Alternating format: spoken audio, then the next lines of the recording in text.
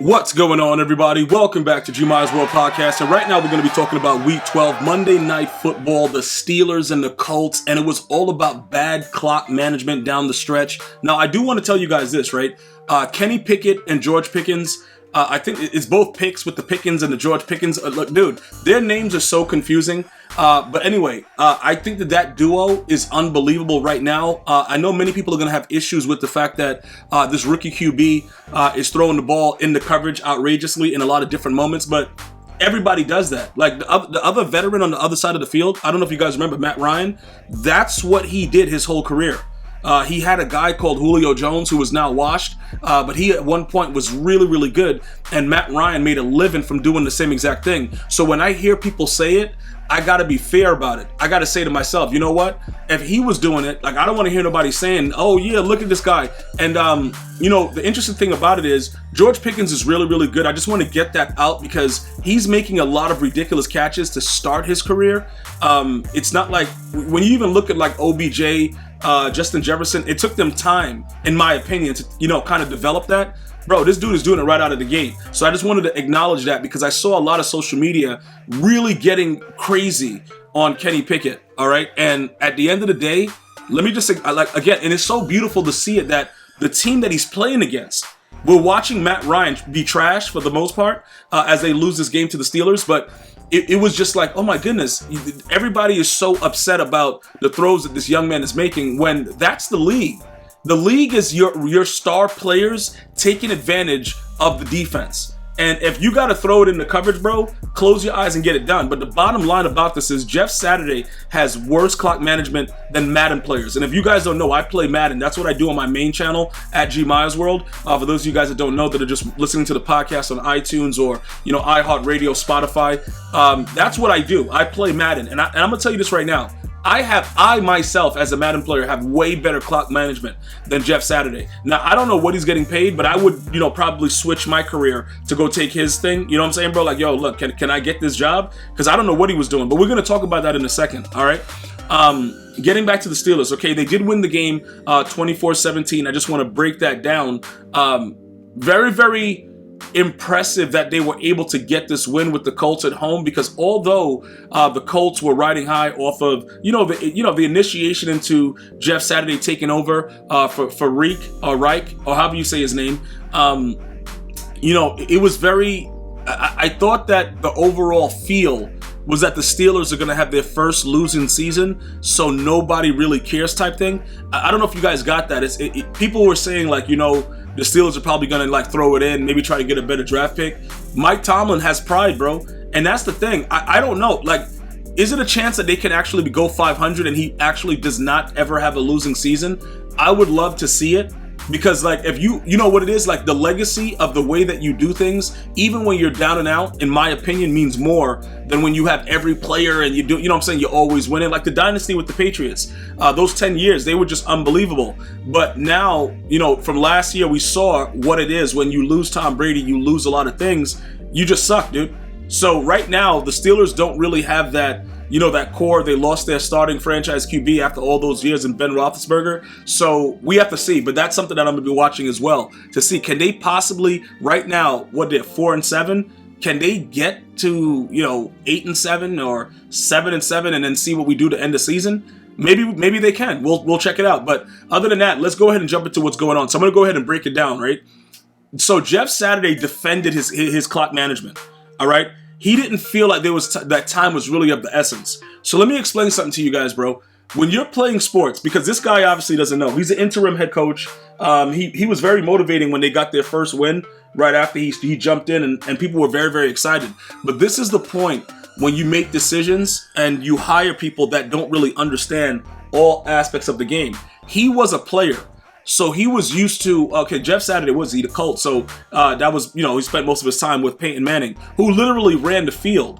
So he just had to listen to what was going on. He didn't really have to figure out all right, this and that. Okay, he might have called out, a couple blitzers, point a couple guys out, but he listened to the man that was the sheriff, who is Peyton Manning, right? So right now, when you look at it, as far as him being an interim coach and understanding everything, you can't really expect him overnight to know everything about everything that's going on. That is completely unfair. But to the fans and all of you guys out there that that root for the Colts, there is no excuse for this. Okay? He said this. This is what he said. He didn't feel like time was really of the essence at the moment. So let's just go back and think about this, right? The Colts were trailing by 7, all right? Facing a 4th and 3 from the Pittsburgh 37-yard line at the 2-minute warning, all right? At the Pittsburgh 37-yard line. After converting, Indianapolis Colts quarterback Matt Ryan was sacked for a 7-yard loss, but we expect that he sucks. Look, dude, we know that the dude's garbage, right? Okay, it is what it is. Then scramble for 14 yards on 2nd down. All right. Now, the 2nd down play was snapped with 59 seconds remaining, but the Colts elected not to call a timeout despite possessing all 3 of their timeouts. Now, this is the thing, right? You're under a minute. And if you guys are familiar with any type of Madden gamers, what happens is if you're playing somebody that is really, really good and you get the ball and you're down 7, you try to make sure that either you get it so that they don't get the ball back, right? You score, tie it up, go to OT, or sometimes you guys are really girthy and you'll say, you know what? I'm going for 2, right? But either way, you manage the clock based on all of the runoff and everything that happens, okay? You have 3 timeouts with a minute left. You don't have any, there is no legitimate reason why you don't use any of them, okay? They use a slow approach, snapping the ball late into the play clock, then handing the ball to the running back. So now look, now you're just being a complete idiot. All right, at this point, it's like, all right, look, come to my office. You know what I'm saying, bro? I'm gonna have to fire you. If I'm the owner of the Colts, I gotta look at this and I gotta say, look, I know rookie coaches are gonna make mistakes, but this guy can't be my head coach simply because it doesn't make sense what he's doing. So now, Jonathan Taylor, who was stopped for no gain on 3rd and 3, the Colts finally called the timeout after the Taylor run with 30 seconds left. So they finally called the timeout with 30 seconds left when they could have been taking their time because it's 1 minute. Notice what I said, 1 minute and 3 timeouts. Okay, so now they're going to tell us, all right, tell everybody that they argue that the Colts would have benefited from a reset in the circumstance and said that the play that they dialed up had high chances of success. So I don't know what kind of success. Maybe success means something different to them, but it's no way possible with the way that they went on down the stretch that they were going to have a chance to actually win this game. Because look, you're not going to catch them off guard, right, with a stupid run play on 3rd and 3. None of that makes any sense. And this is what my problem, right? He's talking about we didn't do a great job on blocking on the back, the backside. No, dude, you didn't take your time with the play calling and understand the value of a timeout with 1 minute left. And then at the end of the day, this is what really aggravated me. When he said we just didn't execute it, if he just said that instead of defending his clock management, I would have been fine with it. If he just said, look, we just didn't execute, because then that takes away from the whole fact that we visually watched him do a whole debacle of foolishness with his play calling. You see what I'm saying? If we're going to be fair about it, we got to just say overall, what are you talking about, bro? Dude, you could have made it a lot more calm. And that's the thing. A lot of these veteran head coaches, you settle everything down. And if you have a quarterback a Tom Brady, Peyton Manning, Drew Brees, players like that will already understand it and they'll know when to take a timeout and you'll see them just call it. But because of the situation with Matt Ryan and nobody really wants him there, you're going to blame the head coach in this situation because there's not real control of the aspect of what's going on.